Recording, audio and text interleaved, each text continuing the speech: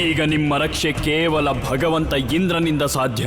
ಇವನ ಪೂಜೆ ಮತ್ತು ಅರ್ಚನೆಯೇ ನಿಮ್ಮ ರಕ್ಷಣಾ ಮಂತ್ರ. ನೀವು ತ್ಯಾಗ ಮಾಡದಿದ್ದರೆ ಗೋವರ್ಧನದ ಪೂಜೆಯ ವಿಚಾರ ಭಸ್ಮವಾಗುವಿರಿ. ಎಲ್ಲ ಚಿತೆಯ ಮೇಲೆ ಶವ ಉರಿದಂತೆ ನೀವೆಲ್ಲ ಭಸ್ಮವಾಗುವುದು ಖಂಡಿತ. ಭಸ್ಮ.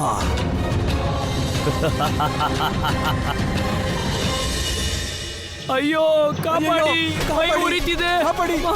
ಅಯ್ಯೋ ಯಾರಾದ್ರೂ ಕಾಪಾಡಿ. ಅಯ್ಯೋ ಕಾಪಾಡಿ, ಮೈ ಉರಿತಿದೆ. ಯಾರಾದ್ರೂ ಕಾಪಾಡಿ ನಮ್ಮನ್ನ. ಅಯ್ಯೋ ಯಾರಾದ್ರೂ ಕಾಪಾಡಿ. ಇದೆಂತ ಅನರ್ಥ ಆಗ್ತಿದೆ. ಅಯ್ಯೋ ಅಯ್ಯಯ್ಯೋ ಅಮ್ಮ, ಉರಿತಾ ಇದೆ, ಎಲ್ಲ ಉರಿತಾ ಇದೆ.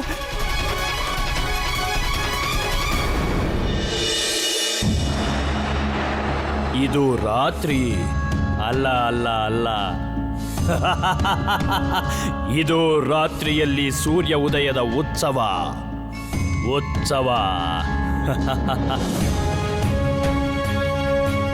ಮತ್ತು ರಾತ್ರಿಯಲ್ಲಿ ಸೂರ್ಯ ಉದಯಿಸುವಂತೆ ಮಾಡಿ ನಾನು ನನ್ನ ಶಕ್ತಿಯನ್ನು ಪ್ರಮಾಣಿಸಿ ತೋರುತ್ತೇನೆ. ಕೇವಲ ಮನುಷ್ಯರಿಗಲ್ಲ, ಬದಲಿಗೆ ಸಂಪೂರ್ಣ ಸೃಷ್ಟಿಗೆ ನನ್ನ ಶಕ್ತಿಯ ಆಭಾಸವಾಗಲಿದೆ. ಇನ್ನು ಈ ಸೃಷ್ಟಿಯಲ್ಲಿ ಯಾರೂ ಅಂತಹ ಸಾಹಸ ಮಾಡುವುದಿಲ್ಲ. ಈ ಭಗವಂತ ಇಂದ್ರನನ್ನೇ ವಿರೋಧಿಸುವಷ್ಟು. ಹೇಳೋ ಪ್ರಯತ್ನ ಮಾಡಿ. ನಂದರಾಜ ಇನ್ನು ಎಷ್ಟು ಅಂತ ಸಹಿಸ್ಕೋತಾರೆ ಇದನ್ನ. ನಂದರಾಜ, ಇನ್ನಿವರನ್ನು ಕಾಪಾಡೋಕೆ ಒಂದೇ ಉಪಾಯ ಇರೋದು, ಎಲ್ರನ್ನೂ ಮನೆ ಒಳಗಡೆ ಕರ್ಕೊಂಡು ಹೋಗ್ಬೇಕು. ಆದ್ರೆ ಸೂರ್ಯನ್ ತಾಪದ ಮಧ್ಯದಲ್ಲೇ ಯಾರು ಇವ್ರನ್ನ ಮನೆ ಒಳಗಡೆ ಕರ್ಕೊಂಡು ಹೋಗ್ತಾರೆ? ಬಜರಂಗಿ, ಎಲ್ರೂ ಸೂರ್ಯ ದೇವನಿಗೆ ಹೆದರಿದ್ದಾರೆ. ನೀನೇ ಇವರಿಗೆಲ್ಲ ಸಹಾಯ ಮಾಡಬೇಕು. ಕ್ಷಮೆ ನೀಡಿ ಪ್ರಭು, ಆದರೆ ನಾನು ನಿಮ್ಮ ಆಜ್ಞೆಯ ಅನುಸರಣೆ ಮಾಡುವಂತಿಲ್ಲ. ಈಗ ನಾನು ದೇವಿಗೆ ನೀಡಿದ ವಚನದಲ್ಲಿ ಬಂಧಿಸಲ್ಪಟ್ಟಿದ್ದೇನೆ ಪ್ರಭು. ನಾನು ನಿಮ್ಮ ಮಾತು ಕೇಳಲಾರೆ ಮತ್ತು ಈ ಸಮಯದಲ್ಲಿ ಏನೂ ಮಾಡಲಾರೆನು. ನಿಮ್ಮ ಶಬ್ದ ಪ್ರಭು ನನ್ನ ಕಿವಿ ತಲುಪುವಲ್ಲೇ ನಿಷ್ಫಲವಾಗುತ್ತವೆ. ಬಜರಂಗಿ ಅಣ್ಣ, ನನ್ನ ವಚನದಿಂದ ನಿಮ್ಗೆ ಮುಕ್ತಿ ಕೊಡ್ತಿದ್ದೀನಿ.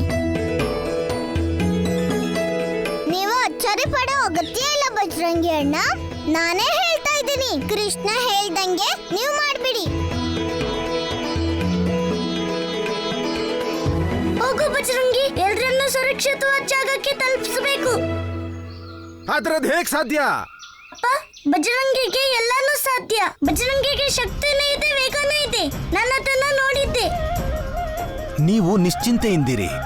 ನನ್ನ ಪ್ರಭು ಕೃಪೆಯಿಂದ ನಾನು ನಿಮ್ಮನ್ನೆಲ್ಲ ಸುರಕ್ಷಿತ ಜಾಗಕ್ಕೆ ಸೇರಿಸ್ತೀನಿ. ಸರಿ, ಹಾಗಾದ್ರೆ ಮೊದ್ಲು ಹೆಂಗಸರ ಮಕ್ಕಳನ್ನ ಮನೆ ಒಳಗಡೆ ಬಿಡಿ. ಬನ್ನಿ. ಎಲ್ರಿಗಿಂತ ಮೊದಲು ಈ ರಾಧೆನ ಕರ್ಕೊಂಡೋಗು. ಇಲ್ಲ ರಾಧೆ, ನೀನೇನಾದ್ರೂ ಅಪಾಯದಲ್ಲಿದ್ರೆ ನನ್ ಧ್ಯಾನ ನಿನ್ ಮೇಲೆ ಇದ್ದು ಬಿಡತ್ತೆ.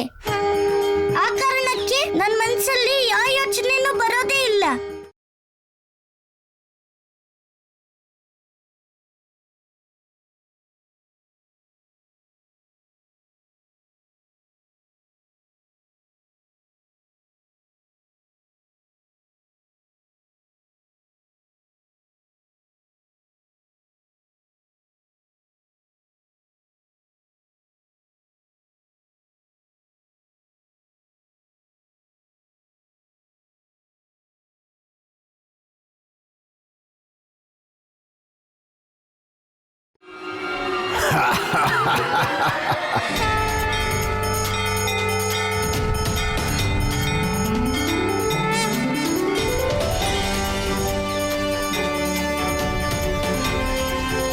ಮಕ್ಕಳೇ ಹುಷಾರು.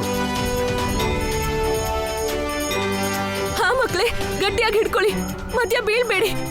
ಮಕ್ಕಳೇ, ಭಯಭೀತರಾಗೋ ಯಾವ ಅಗತ್ಯನೂ ಇಲ್ಲ.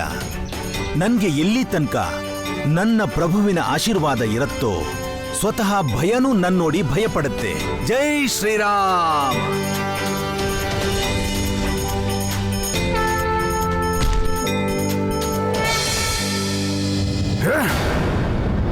ಇದೇನು ಹನುಮಂತ ಈ ವೃಂದಾವನ ವಾಸಿಗಳಿಗೆ ಸಹಾಯ ಮಾಡಿ ನನ್ನ ಉದ್ದೇಶ ಪೂರ್ತಿಯಲ್ಲಿ ಅಡ್ಡಿ ಮಾಡುತ್ತಿದ್ದಾನೆ. ಆದರೆ ಹನುಮಂತ, ನೀನಷ್ಟೇ ಅಲ್ಲ, ನನ್ನ ಪ್ರಕೋಪದಿಂದ ವೃಂದಾವನ ವಾಸಿಗಳನ್ನು ಯಾರೂ ಕಾಪಾಡಲಾಗದು.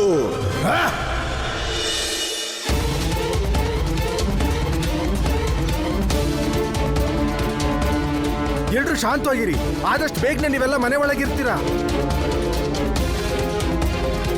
ವೃಂದಾವನ ವಾಸಿಗಳೇ, ನನ್ನ ತಾಪದಿಂದ ನಿಮ್ಮ ಶರೀರ ಮಾತ್ರವಲ್ಲ, ಎಂದು ನಿಮ್ಮ ಆತ್ಮವು ಸುಡಲಿದೆ.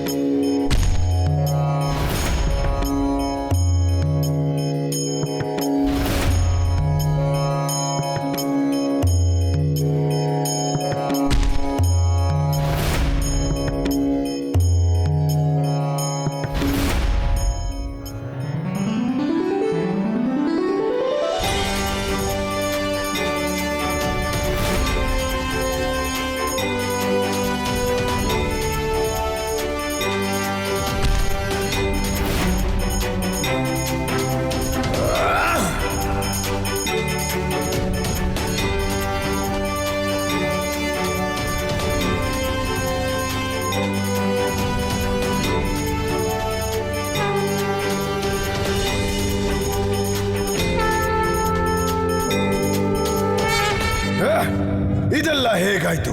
ಇಷ್ಟು ತಾಪವನ್ನು ಗಂಧರ್ವ ಮತ್ತು ದೇವತೆಗಳು ಸಹಿಸಲಾರರು. ಆದರೂ ಈ ಸಾಧಾರಣ ಮನುಷ್ಯರು ಹೇಗೆ ನನ್ನನ್ನು ಪರಾಜಿತಗೊಳಿಸಿದರು? ನಿಸ್ಸಂದೇಹವಾಗಿ ಇದು ಹನುಮಂತನ ಕಾರ್ಯವೇ.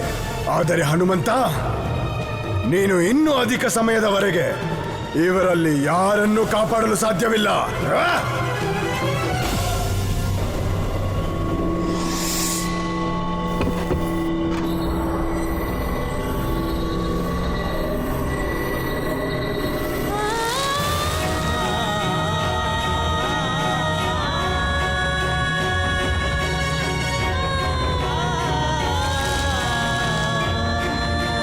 ನಂಗೆ ಅನ್ಸ್ತಿದೆ, ಇಂದ್ರದೇವಂಗೆ ಕೋಪ ತರಿಸಿ ನಾವೆಲ್ಲ ತುಂಬಾ ದೊಡ್ಡ ತಪ್ಪು ಮಾಡಿದ್ವಿ. ಅವನ ಕೋಪದ ಕಾರಣಕ್ಕೆ ನಾವಿದನ್ನೆಲ್ಲ ಸಹಿಸ್ಕೋಬೇಕಾಗಿದೆ. ಮತ್ತೀಗ ನಮ್ ತಪ್ಪಿಂದಾಗಿ ಗೋವರ್ಧನ ಇದನ್ನೆಲ್ಲ ಸಹಿಸ್ಕೋಬೇಕಾಗಿದೆ. ನಂದರಾಜ, ಇಂದ್ರದೇವನ ಕೋಪದಿಂದ ಈಗ ನಮ್ಮನ್ನು ಯಾರು ಕಾಪಾಡ್ತಾರೆ? ಇಂದ್ರದೇವನ ಕೋಪದಿಂದ ಈಗ ಇಂದ್ರದೇವ ಮಾತ್ರ ನಮ್ಮನ್ನು ರಕ್ಷಿಸಲು ಸಾಧ್ಯ. ಈಗ ಇಂದ್ರದೇವನೇ ನಮ್ಮನ್ನೆಲ್ಲ ಕಾಪಾಡಬೇಕು.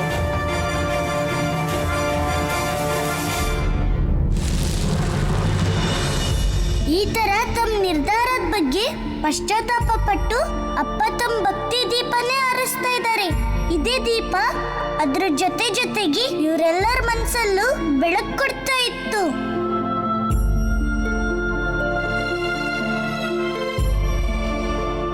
ಇವತ್ತು ಕೃಷ್ಣ ಎಷ್ಟು ಬೇಸರದಲ್ಲಿದ್ದಾನೆ.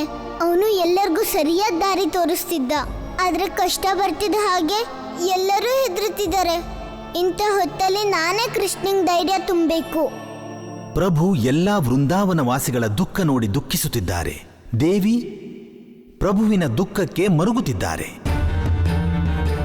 ಇನ್ನು ಮುಂದೆ ಏನಾಗುವುದೋ ಕಾದು ನೋಡಬೇಕು. ಜೈ ಶ್ರೀರಾಮ.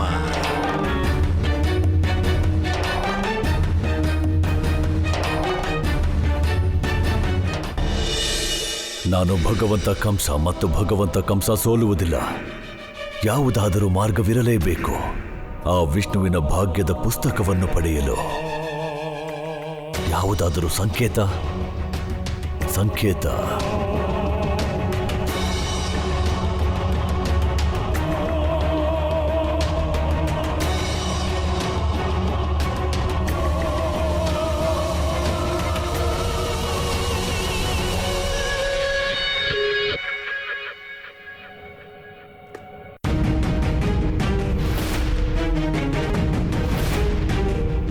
ಈ ರಕ್ಷಾಸೂತ್ರ ನಿನ್ನನ್ನು ಸದಾಕಾಲ ರಕ್ಷಿಸುತ್ತದೆ ಕಂಸ. ನೀನು ನಿನ್ನ ಈ ದೌರ್ಬಲ್ಯಗಳ ಮೇಲೆ ನಿಯಂತ್ರಣವಿಡಬೇಕು. ಆಗ ವಿಜಯ ನಿನ್ನದಾಗುತ್ತದೆ.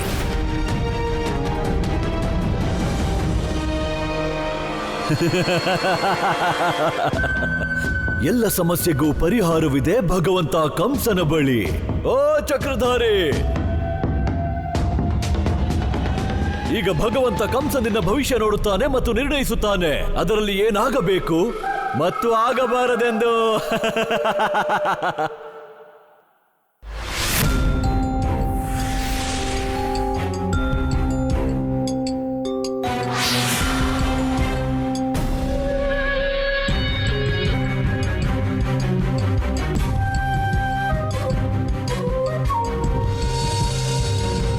ವಿಷ್ಣುವಿನ ಭಾಗ್ಯ ಫಲ. 3 ಲೋಕಗಳ ಅಧಿಪತಿ ಈಗ ನನ್ನ ಮುಷ್ಟಿಯಲ್ಲಿ. ಓ ವಂಚಕ, ವೈಕುಂಠದಿಂದ ನಿನ್ನ ನಿರ್ಗಮನ ನಿರ್ಧಾರವಾಯಿತು.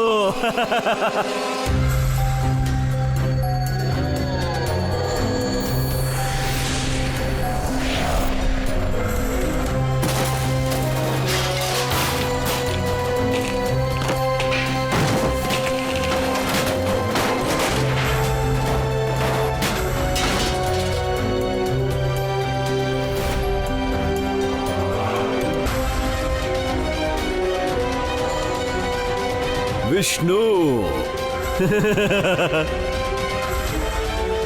ಶ್ರೀ ವಿಷ್ಣುವಿನ ಭಾಗ್ಯ. ಇನ್ನು ನೀನಿಲ್ಲ ವಿಷ್ಣು, ನೀನಿನ್ನು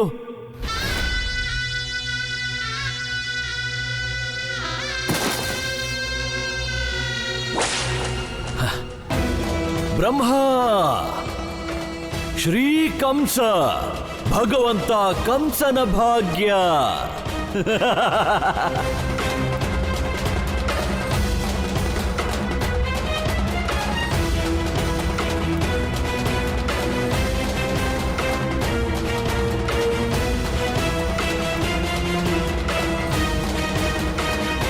ವಿಷ್ಣುವಿನ ಭಾಗ್ಯ ಅಧ್ಯಯನ ಮಾಡುವುದಕ್ಕೂ ಮುನ್ನ ನಾನು ನನ್ನ ಭಾಗ್ಯದ ಅಧ್ಯಯನ ಮಾಡಬೇಕು.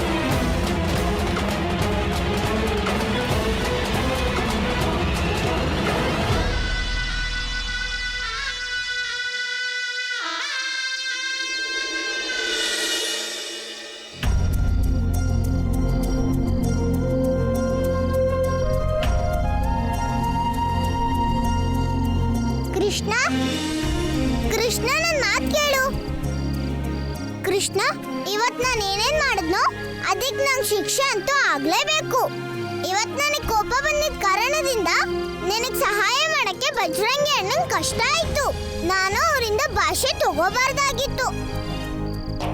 ಈ ಬೆತ್ತದಿಂದ ನನಗೆ ಶಿಕ್ಷೆ ಕೊಡು, ಇಲ್ಲ ಈ ಕವಣೆಯಿಂದ ಕಲ್ಲು ಹೊಡೆದು ನಾನೆಲ್ಲ ಮಡ್ಕೆನೂ ಹೊಡೆದ್ಬಿಡು, ಇಲ್ಲ ಅಂದ್ರೆ ಈ ಮುಳ್ಳಿಂದ ಚುಚ್ಚಿ ನನಗೆ ನೋವು ಕೊಡು. ಇಲ್ಲ ರಾಧಿ, ನಾನಂತೂ ಕನ್ಸಲ್ಲೂ ನಿನ್ಗೆ ನೋವು ಕೊಡೋದಿಲ್ಲ. ಮತ್ ನೀನ್ ನಿಜವಾಗ್ಲೂ ನೋವು ಮಾಡಕ್ಕೆ ಹೇಳ್ತಿದೀಯ. ನಿನ್ ಕಷ್ಟ ಆದ್ರೆ ಅದ್ರ ನೋವು ನನ್ಗಾಗಲ್ವಾ ರಾಧಿ? ಇದು ನಿಜ ಆಗಿದ್ರೆ ನಿಂಗೆ ಅಂತ ನಾನ್ ಕೊಟ್ಟ ಹಾರನ ಯಾಕೆ ಮಾರ್ಬಿಟ್ಟೆ? ಎಷ್ಟು ಪ್ರೀತಿಯಿಂದ ನಿನಗೆ ಕೊಟ್ಟಿದ್ದೆ. ನೀನ್ ಹೇಳ್ತಿರೋದೇನು ರಾಧಿ? ನೀನ್ ನನಗೇನಂದೆ? ಈ ಹಾರ ಕಾಡಿಗೆ ಹೋದಾಗ ಬಿದ್ದೋಯ್ತು ಅಂತ. ಆದ್ರೆ ಆ ವ್ಯಾಪಾರಿ ನನಗೆಲ್ಲ ಹೇಳ್ದ, ಹೇಗ್ ನೀನು ಸ್ವಲ್ಪ ಹಣಕ್ಕೋಸ್ಕರ ಇದನ್ನ ಆ ವ್ಯಾಪಾರಿಗೆ ಮಾರ್ದೆ ಅಂತ. ವ್ಯಾಪಾರಿ? ಸರಿ ರಾಧೆ, ಇದನ್ನ ಹೇಳು, ಆ ವ್ಯಾಪಾರಿ ನೋಡಕ್ ಹೇಗಿದ್ದ?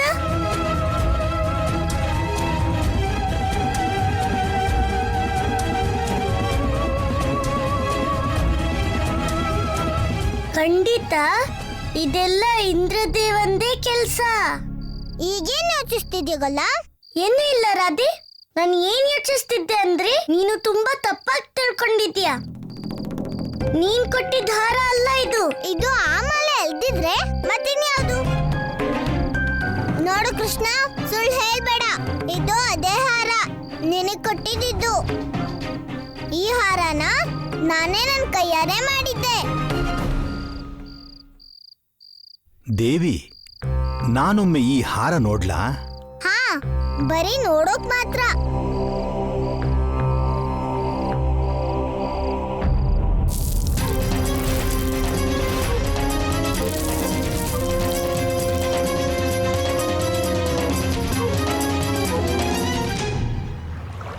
ದೇವಿ, ಈ ದೃಶ್ಯವನ್ನು ನೋಡಿ ನಿನಗೇನಾದರೂ ಸ್ಮರಣೆಯಾಯಿತೆ?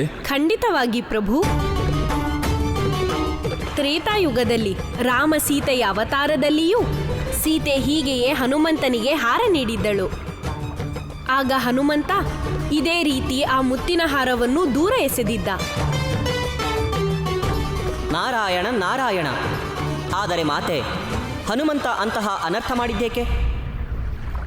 ನೀವಿದೇನ್ ಮಾಡಿದ್ರಿ? ಈ ಹಾರನ ನಾನು ನನ್ನ ಕೈಯಾರೆ ಮಾಡಿದ್ದೆ, ಗೊಲ್ಲಂಗೋಸ್ಕರ. ಇದನ್ನ ನೀವು ಹರಿದ್ ಬಿಟ್ರಾ?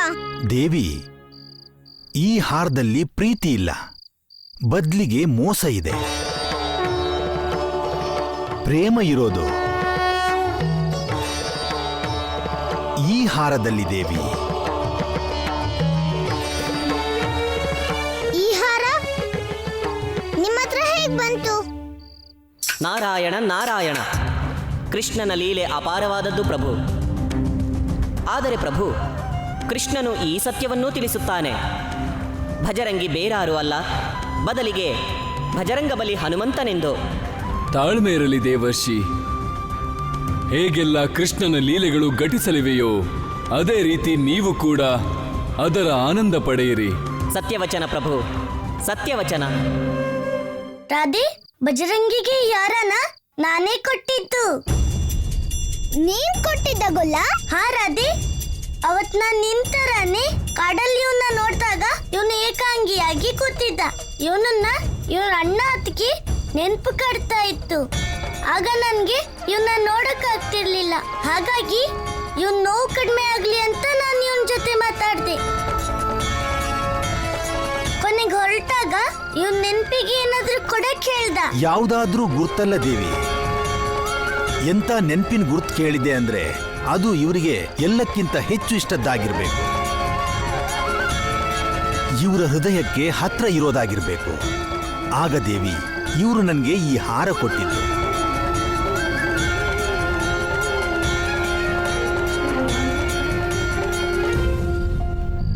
ನನ್ನ ಕ್ಷಮಿಸ್ಬಿಡು ಗೊಲ್ಲ, ನಾನು ದೊಡ್ಡ ತಪ್ಪು ಮಾಡ್ಬಿಟ್ಟೆ. ನಾನು ನಿನ್ನ ಮೇಲೆ ಸಂದೇಹ ಪಟ್ಟೆ.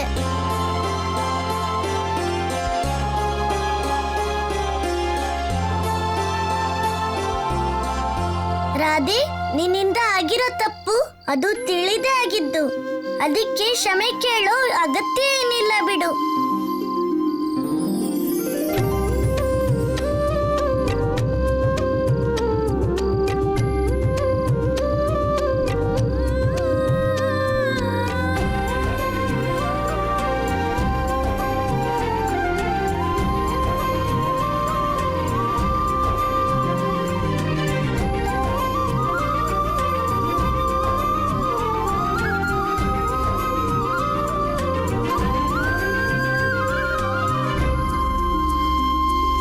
ಸೂರ್ಯದೇವ, ನೀನು ಹೀಗೆ ಅಸಫಲನಾಗಿ ಹೇಗೆ ಮರಳಿ ಬಂದೆ? ಸಾಧಾರಣ ವೃಂದಾವನ ವಾಸಿಗಳನ್ನು ನಿನ್ನ ತಾಪದಿಂದ ಭಯಪಡಿಸಲಾಗಲಿಲ್ಲ. ಅವರಿಂದ ನಿನ್ನ ಪರಾಜಯ ಸ್ವೀಕಾರ ಮಾಡಿ ಒಬ್ಬ ಹೇಡಿಯಂತೆ ಹೇಗೆ ಮರಳಿದೆ ನೀನು? ನಾನು ನನ್ನ ಸಮಸ್ತ ಶಕ್ತಿಯ ಪ್ರಯೋಗ ಮಾಡಿದೆ ದೇವರಾಜ. ಆದರೆ ಅಲ್ಲಿ ನೋಡಿದರೆ ಪ್ರಕೃತಿ ಹನುಮಂತನ ಜೊತೆ ವೃಂದಾವನ ವಾಸಿಗಳಿಗೆ ಸಹಾಯ ಮಾಡುತ್ತಿರುವಂತಿದೆ. ಆದರೆ ನಾನು ಭಗವಂತ ಇಂದ್ರ, ದೇವತೆಗಳ ರಾಜ.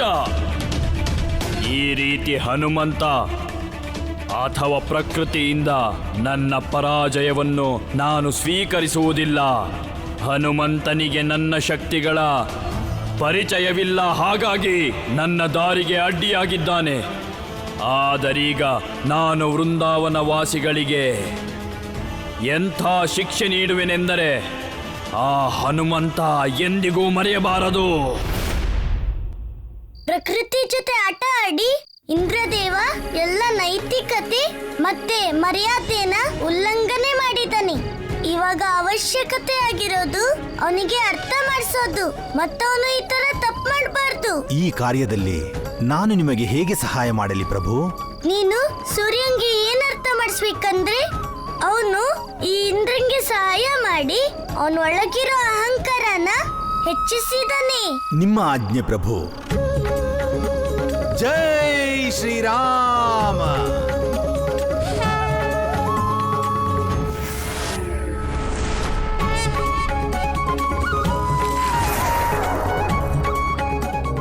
ಹನುಮಂತನನ್ನು ಎದುರಿಸುವುದು ಕಠಿಣ. ಸೂರ್ಯದೇವ, ಸಂಶಯದಿಂದ ಪರಾಜಿತನಾದೆಯ? ಇಲ್ಲ ದೇವರಾಜ, ನನ್ನ ಮನದಲ್ಲಿ ಯಾವ ಸಂಶಯವೂ ಇಲ್ಲ. ಭಯವಿದೆ? ಖಂಡಿತವಾಗಿಯೂ ಇಲ್ಲ. ಮಹಾನ್ ಮತ್ತು ಸರ್ವಶಕ್ತಿವಂತ ರಾಜ, ನೀವು ಯಾರಿಗೂ ಕಡಿಮೆ ಇಲ್ಲ.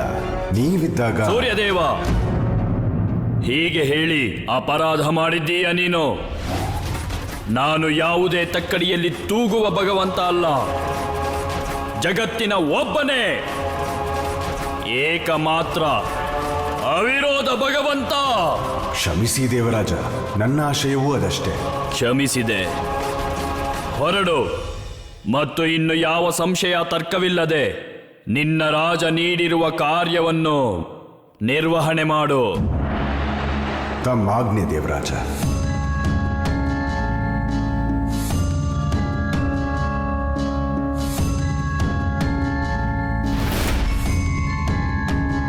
ಯುಗಗಳಿಂದ ಅವಿರೋಧ ರಾಜನಾಗಿದ್ದೇನೆ ಮತ್ತು ಮುಂದೆಯೂ ನಾನೇ ಇರುವೆ. ಯಾರೂ ಕೂಡ ಬದಲಿಸರು ನನ್ನ. ಆ ವೃಂದಾವನ ವಾಸಿ ಮತ್ತು ಆ ಹನುಮಂತ, ಹಾಗೆ ಕೃಷ್ಣನು, ಸ್ವರ್ಗದ ಹಕ್ಕು ಕೇವಲ ನನ್ನದು. ಕೇವಲ ನನ್ನದು.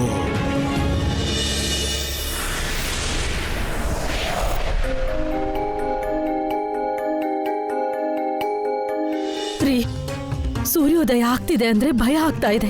ಎಲ್ಲಿ ಇವತ್ತು ನಿನ್ನೆ ಹಾಗೇನೆ ಸೂರ್ಯನ್ ತಾಪ ಹೆಚ್ಚಾದ್ರೆ ಏನ್ ಮಾಡೋದು? ಯಾರು ಕಾಪಾಡ್ತಾರೆ ನಮ್ಮನ್ನ ಇಂದ್ರದೇವನ ಕೋಪದಿಂದ? ಹನುಮಂತ,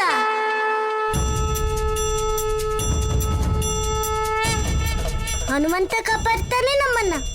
ಕಂದ, ನೀನಿದೇನ್ ಹೇಳ್ತಿದ್ಯಾ? ಹನುಮಂತ ಹೇಗ್ ಕಾಪಾಡ್ತಾರೆ ನಮ್ಮನ್ನ? ಹೇಗ್ ತಡೆ ಕಾಪಾಡಲ್ಲ ಅಮ್ಮ, ನೀನೇ ಹೇಳ್ತೀಯಲ್ವಾ, ಹನುಮಂತ ಸಂಕಟ ಮೋಚನ, ಅವನು ಪರಿಹರಿಸದೇ ಇರೋಂತ ಯಾವ ಸಮಸ್ಯೆನೂ ಇಲ್ಲ.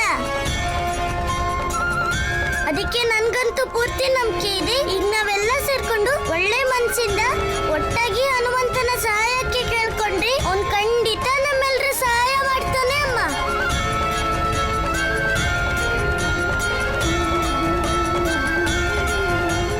ಕೃಷ್ಣ ನಿಜ ಹೇಳ್ತಿದ್ದಾನೆ ಯಶೋದೆ. ಅದಕ್ಕೆ ನಾವು ಹನುಮಂತನ ಆರಾಧನೆ ಮಾಡಬೇಕು. ಎಲ್ರು ಏನಂತೀರಾ?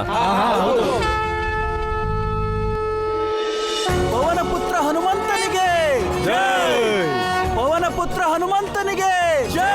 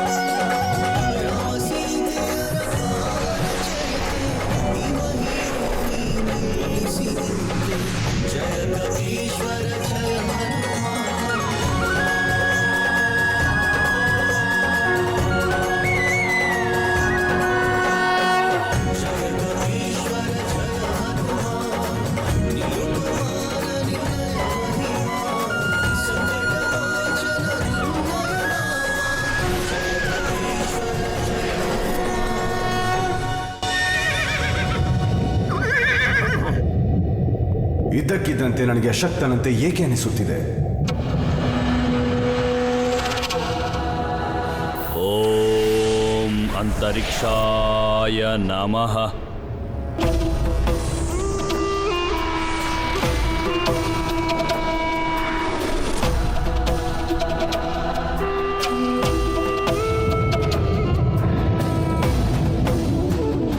ತೀವ್ರಗತಿಯಿಂದ ಸೂರ್ಯದೇವ, ತೀವ್ರಗತಿಯಿಂದ. ನೀನು ಪೃಥ್ವಿವಾಸಿಗಳ ಬಹಳ ಸಮೀಪ ಹೋಗು. ಎಷ್ಟು ಸಮೀಪವೆಂದರೆ ಅವರ ಅವಸ್ಥೆ ನೀರಿಲ್ಲದ ಮೀನಿನಂತೆ ಭಯಾನಕವಾಗಲಿ. ಆಗಲೇ ಅವರೆಲ್ಲ ಭಗವಂತ ಇಂದ್ರನ ಚರಣವನ್ನು ಹಿಡಿದು ತಮ್ಮ ತಪ್ಪು ಒಪ್ಪುವುದು. ಸ್ವಾರ್ಥಿ ಮನುಷ್ಯರು ನನ್ನ ಕೋಪದಿಂದ ಮುಕ್ತಿಯ ಭಿಕ್ಷೆ ಬೇಡುತ್ತಾರೆ. ಆಗ ನಾನು ಅದರ ವಿಚಾರ ಮಾಡುವೆ. ಅವರಿಗೆ ಭಿಕ್ಷೆ ನೀಡುವುದೋ ಬಿಡುವುದೋ.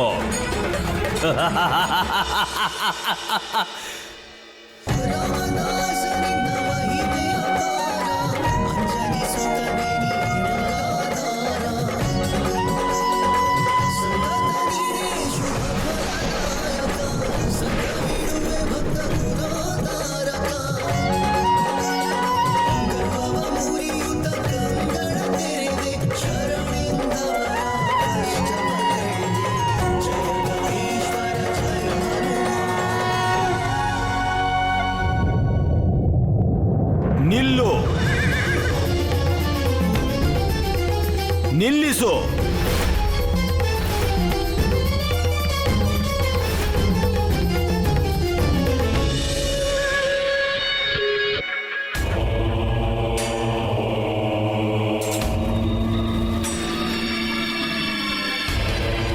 ಇದು ನನ್ನ ಭಾಗ್ಯದ ಪುಸ್ತಕವೇ.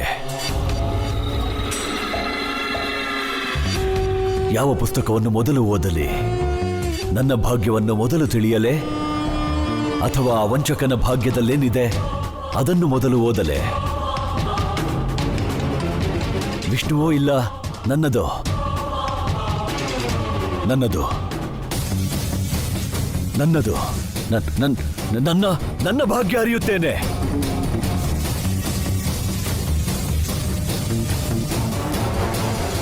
ಓಂ ಕಂಸಾಯ ನಮಃ.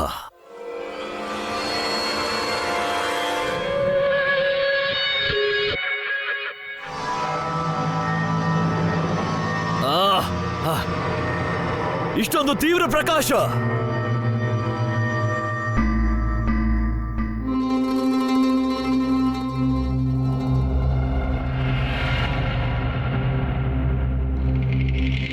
ಭಗವಂತ, ಕಂಸನ ಪುಸ್ತಕ ಪ್ರಕಾಶವೂ ಇರುತ್ತದೆ. ಭಗವಂತ ಕಂಸನಿಗೆ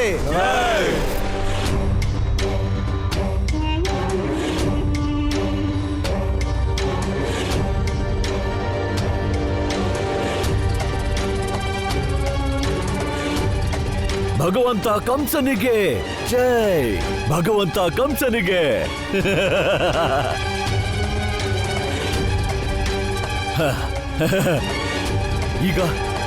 ಈಗೇನು? ಎಲ್ಲಿಯವರೆಗೂ ಓಡುವೆ ವಿಷ್ಣು?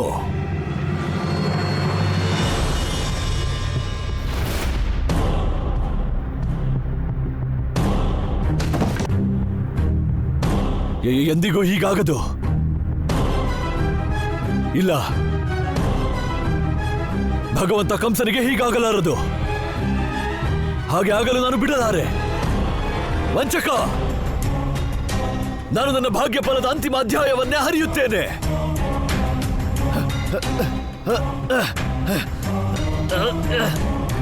ಏಕೆ ಹರಿಯುತ್ತಿಲ್ಲ ವಿಷ್ಣು?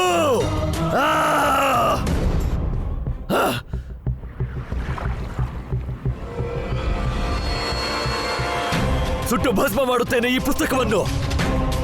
ಸುಳ್ಳು ಮಾಡುತ್ತೇನೆ ನನ್ನ ಭವಿಷ್ಯವನ್ನು.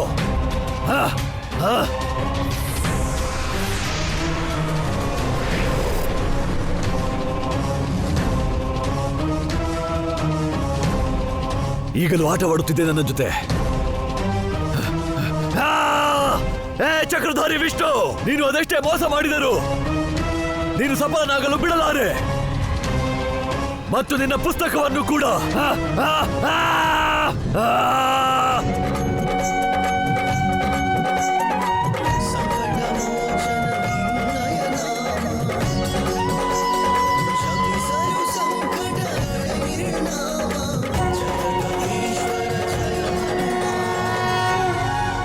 ನನ್ನ ನನ್ನ ಮಾರ್ಗದಿಂದ ಹಿಂದೆ ಸರಿ ಹನುಮಂತ. ನೀವೀಗ ಸರಿಯಬೇಕು ಸೂರ್ಯದೇವ, ಏಕೆಂದರೆ ನೀವು ಅನುಚಿತ ಮಾರ್ಗದಲ್ಲಿ ಹೊರಟಿದ್ದೀರಿ. ಹನುಮಂತ, ನೀನು ಪ್ರಕೃತಿಯ ನಿಯಮಕ್ಕೆ ವಿರುದ್ಧ ಕಾರ್ಯ ಮಾಡುತ್ತಿರುವೆ. ನೀವೀಗ ಮಾಡುತ್ತಿದ್ದದ್ದು ಮಧ್ಯರಾತ್ರಿಯಲ್ಲಿ ಉದಯಿಸುವುದು, ಪೃಥ್ವಿಗೆ ಇಷ್ಟೊಂದು ಸಮೀಪ ಹೊರಟಿದ್ದು, ಇದು ಸರಿಯೇನು? ಇದು ನನ್ನ ಧರ್ಮ. ಧರ್ಮವಲ್ಲ, ಇದು ಅಧರ್ಮ. ನನ್ನ ರಾಜನ ಆಜ್ಞೆಯನ್ನು ಪಾಲಿಸುವುದು ಅಧರ್ಮವಾಗದು ಹನುಮಂತ. ನನ್ನ ದಾರಿ ತಡೆದು ನೀನು ಅಧರ್ಮ ಮಾಡುತ್ತಿರುವೆ. ನನ್ನ ಮಾರ್ಗದಿಂದ ಹಿಂದೆ ಸರಿ. ಎಂದಿಗೂ ಮಾರ್ಗ ಬಿಡಲಾರೆ. ಏಕೆ? ಏಕೆಂದರೆ ಸೂರ್ಯದೇವ, ನಾನೂ ಕೂಡ ಆಜ್ಞೆಯ ಪಾಲನೆ ಮಾಡುತ್ತಿರುವೆ. ಅವರ ಅಧಿಕಾರ ಸಂಪೂರ್ಣ ಬ್ರಹ್ಮಾಂಡದ ಮೇಲಿದೆ.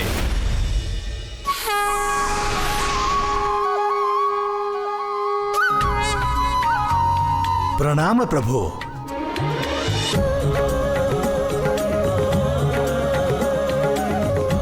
ಯಾರದು? ಯಾರೊಂದಿಗೆ ಮಾತನಾಡುತ್ತಿರುವೆ? ಅವರನ್ನು ನೋಡಲು, ತಿಳಿಯಲು ಮತ್ತು ಅರಿತುಕೊಳ್ಳಲು ನೀವೀಗ ಧರ್ಮದ ಮಾರ್ಗದಲ್ಲಿ ಸಾಗಬೇಕಾಗುತ್ತದೆ. ನನಗೆ ಆದೇಶ ನೀಡುವುದಕ್ಕೆ ನೀನ್ಯಾರು? ನಿಮ್ಮಯ ಶುಭ ಚಿಂತಕ, ಮತ್ತು ಇದು ನಿಮ್ಮ ಅಂತಿಮ ಅವಕಾಶ ಸೂರ್ಯದೇವ. ಅನ್ಯಥಾ ಅತೀತ ಮತ್ತೆ ನಿಮ್ಮನ್ನು ತಡೆಯಲಿದೆ. ಒಂದು ಬಾರಿ ತಡೆದಿದ್ದೆ ಉದಯವಾಗದಂತೆ ಇನ್ನೊಮ್ಮೆ ತಡೆಯುವೆ.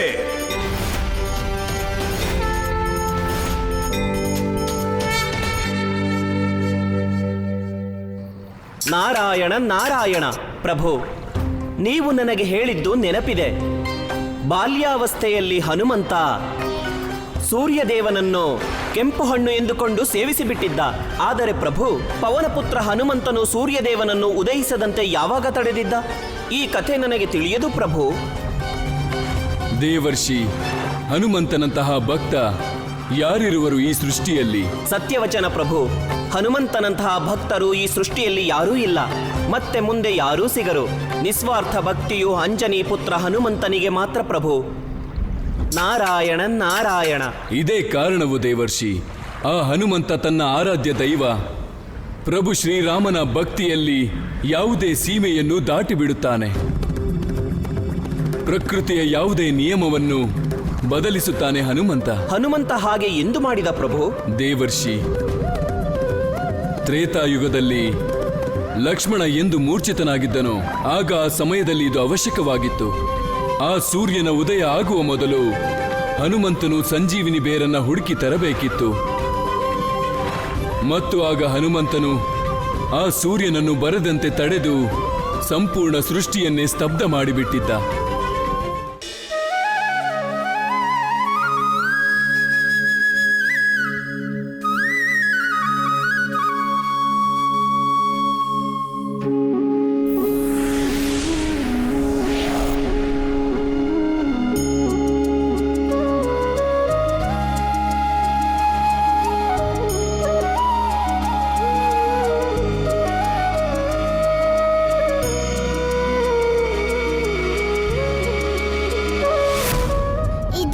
ಸೂರ್ಯನ್ ಬೆಳಕು ಬರೋದು ನಿಂತೈತಲ್ಲ.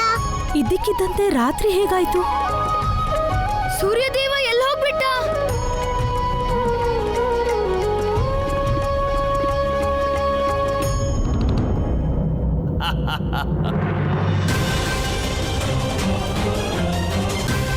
ನಿಂತರೆ ಮೃತ್ಯುವೇ ಸೂರ್ಯದೇವ, ಮುಂದೆ ತೆರಳು.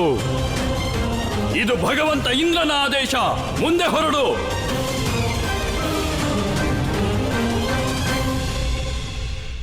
ಅತ್ತ ದರಿ ಇತ್ತ ಪುಲಿ.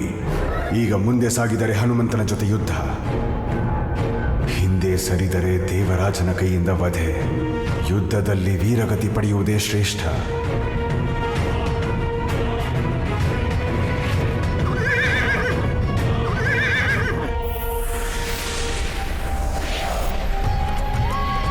ಆಕಾಶದ ಬಣ್ಣ ಹೇಗೆ ಬದಲಾಗ್ತಿದೆ? ಈ ಬದಲಾವಣೆ ಯಾವ ಅಪಾಯದ ಸಂಕೇತನೋ?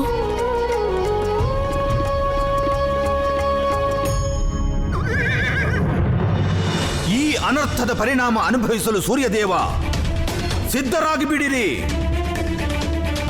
ಜೈ ಶ್ರೀರಾಮ.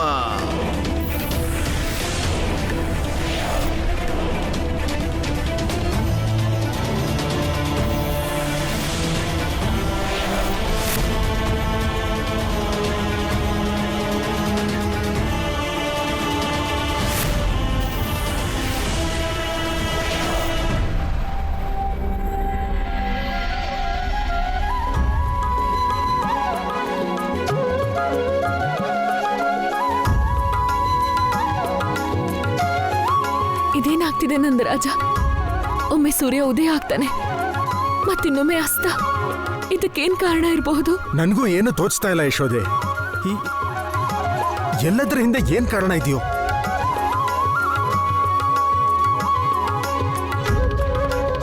ಮಾವ ಈ ಗೊಲ್ಲನ್ ನೋಡಿದ್ರ ಭಕ್ತಿಲಿ ಮೈ ಮರ್ತು ಬಿಟ್ಟಿದ್ದಾನೆ. ಇಷ್ಟೊಂದು ದೊಡ್ಡ ಘಟನೆ ನಡೀತಾ ಇದ್ರೂನು ಇವನ್ ಧ್ಯಾನ ವಿಚಲಿತಾನೇ ಆಗ್ತಿಲ್ಲ. ನಮಗ್ ತೊಂದ್ರೆ ಆಗ್ತಿದ್ರು ಇವನಿಗೇನು ಅನ್ನಿಸ್ತಿಲ್ಲ. ರಾಧೆ, ಭಕ್ತಿಯ ಮೂಲ ಸ್ವರೂಪ ಇದೆ. ಕೃಷ್ಣನ್ ಭಕ್ತಿನ ನಾವೆಲ್ಲ ಕಲ್ತ್ಕೊಳ್ಬೇಕಾಗಿದೆ. ನಾವೆಲ್ಲರೂ ಹನುಮಂತನ ಆರಾಧನೆ ಮಾಡೋಣ. ಇವರು ಸಂಕಟ ಮೋಚನ, ನಮ್ಮೆಲ್ಲರ ಎಲ್ಲ ಸಂಕಟ ದೂರ ಆಗುತ್ತೆ. ಬನ್ನಿ.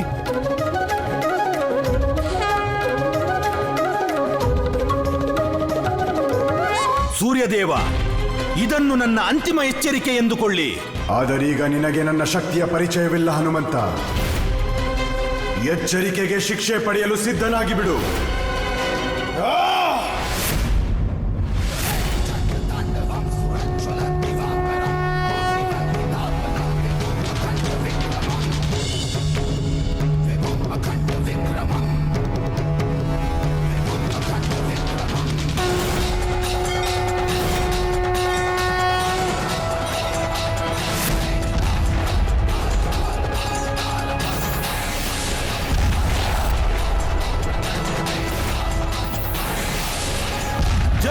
ಶ್ರೀರಾಮ, ನಿನಗೆ ಹೀಗೆಲ್ಲ ತಿಳಿಯದು ಸೂರ್ಯದೇವ. ಜೈ ಶ್ರೀರಾಮ.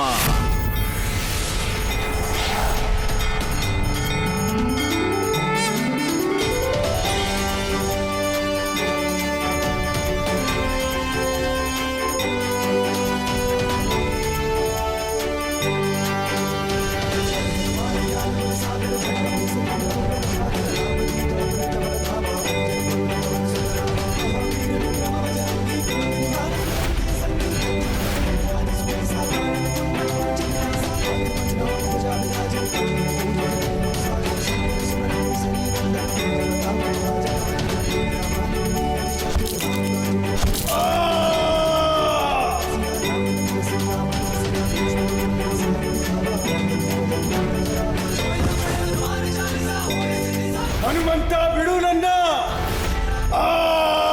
ಹನುಮಂತ, ಹನುಮಂತ, ಬಿಡು ನನ್ನ.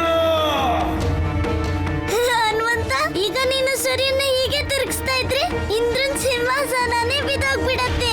ಅರ್ಥವಾಯಿತು ಪ್ರಭು. ಜೈ ಶ್ರೀರಾಮ.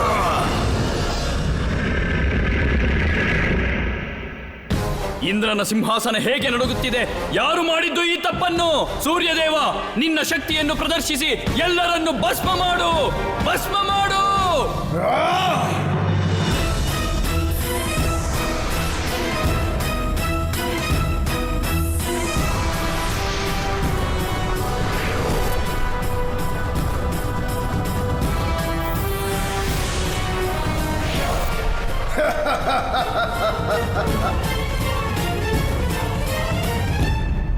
ಜೈ ಶ್ರೀರಾಮ.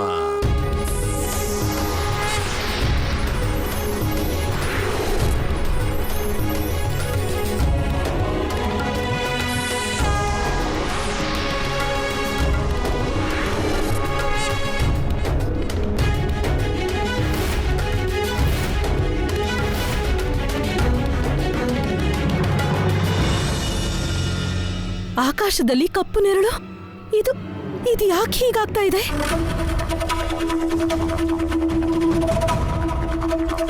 ಸೂರ್ಯನ ಬೆಳಕಲ್ಲಿ ಈ ಕಪ್ಪು ನೆರಳನ್ನ ನಾವಿದೇ ಮೊದಲನೇ ಬಾರಿಗೆ ನೋಡ್ತಿರೋದು. ಯಾವ ರೀತಿ ಅನರ್ಥ ಆಗತ್ತೋ ಗೊತ್ತಿಲ್ಲ. ಪ್ರಕೃತಿಯ ಈ ಪರಿವರ್ತನೆಯಿಂದ ಪ್ರತಿ ಸಲನೂ ನಮ್ಗೇನೇ ಅಪಾಯ ಬಂದ್ರು ಕೃಷ್ಣ ಅದನ್ನ ದೂರ ಮಾಡ್ತಿದ್ದ. ಆದ್ರೆ ಈ ಸಲ ಯಾಕೆ ಹೀಗೆ ಸುಮ್ನೆ ಕೂತ್ಬಿಟ್ಟಿದ್ದಾನೆ? ಇವನ್ ಏನ್ ಮಾಡ್ತಿದ್ದಾನೆ ಅಂತ ನಂಗೆ ಅರ್ಥನೇ ಆಗ್ತಿಲ್ಲ.